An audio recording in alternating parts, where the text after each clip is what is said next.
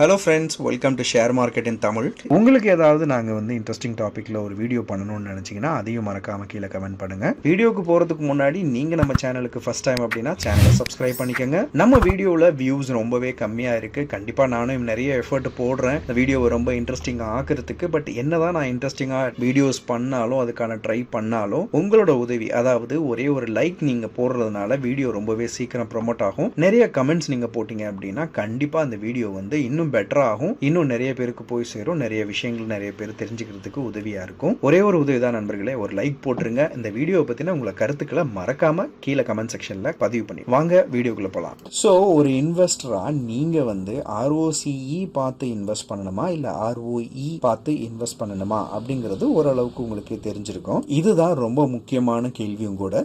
ROCEனா என்ன, ROEனா என்ன அப்படிங்கிறது உங்களுக்கு புரிஞ்சிருக்கும் அப்படின்னு நம்புறேன். இப்போ ஒரு ஷேரை நான் வாங்க போகும்போது நான் ROCE பார்க்கணுமா இல்லை ROE பார்க்கணுமா அப்படிங்கிறது ஒரு முக்கியமான கேள்வி. ஃபர்ஸ்ட் ஒரு கான்செப்டை நல்லா புரிஞ்சுக்கோங்க. கடன் இருக்கிற கம்பெனி அப்படின்னா அவங்களோட டெட் பாருங்க. டெட் கோலத்தில் அவங்களுக்கு கடன் இருக்கு அப்படின்னா நீங்க பார்க்க வேண்டியது ROCE.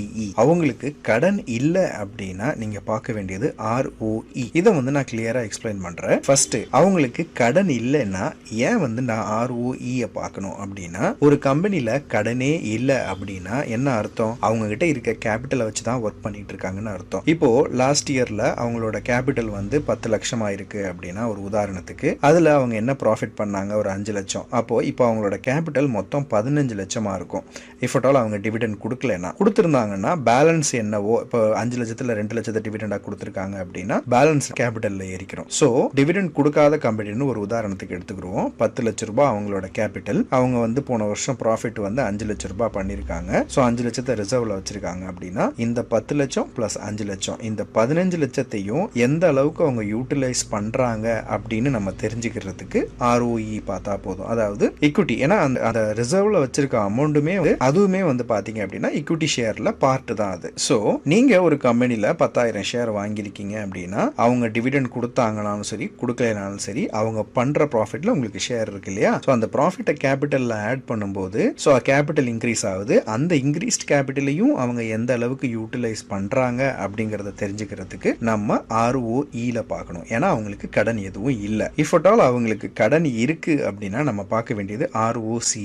ஏன் அப்படின்னா இப்போ ROEல வெறும் கடன் இல்லாததை மட்டும் தான் காமிப்பாங்க. நான் முன்னாடியே சொன்ன மாதிரி, இப்போ கடன் வாங்கியிருக்காங்க, ஒரு 10 கோடி ரூபாய் வாங்கியிருக்காங்க, இல்ல 10 லட்ச ரூபாய் வாங்கியிருக்காங்க அப்படின்னா அந்த 10 லட்ச ரூபாய் கடன் ஆல்ரெடி இருக்கிற 10 லட்ச ரூபாய் கேபிட்டலோட இந்த 10 லட்ச ரூபாய் சேர்ந்து 20 லட்ச ரூபாய் ஆயிடுது. இந்த 20 லட்சத்தையுமே எந்த அளவுக்கு இவங்க யூட்டிலைஸ் பண்றாங்க அப்படின்னு தெரிஞ்சுக்கணும்னா பார்க்க வேண்டியது ROCE.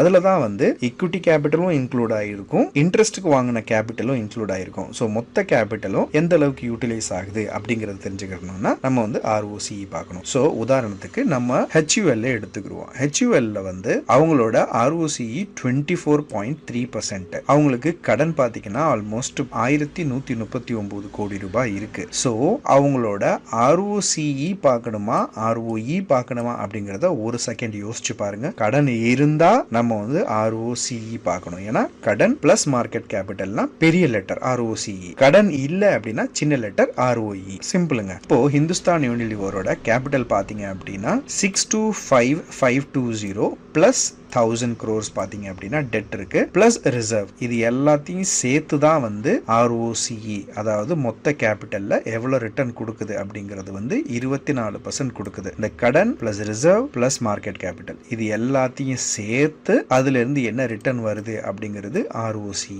வெறும் மார்க்கெட் கேபிட்டலும் ரிசர்வும் மட்டும் டோட்டல் போட்டு அதுல இருந்து என்ன வருது அப்படிங்கிறது ROE. அப்போ கடன் வாங்கினதுல என்ன ஆச்சு அப்படின்னா அவங்களுக்கு இன்ட்ரெஸ்ட் மட்டும் கொடுக்குறாங்க. ஸோ அவங்களுக்கு ப்ராஃபிட்ல ஷேர் கொடுக்கறது இல்லை. ஸோ அதனால அதை ROEல சேர்க்கறது இல்லை, ஈக்விட்டியில சேர்க்கறது இல்லை. ஏன்னா அவங்க ஈக்விட்டி ஹோல்டர் கிடையாது, அவங்க இன்ட்ரெஸ்ட் வாங்கிட்டு போறாங்க.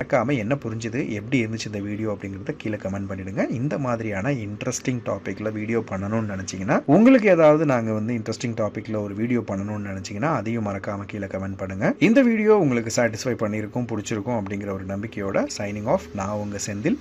நன்றி, வணக்கம்.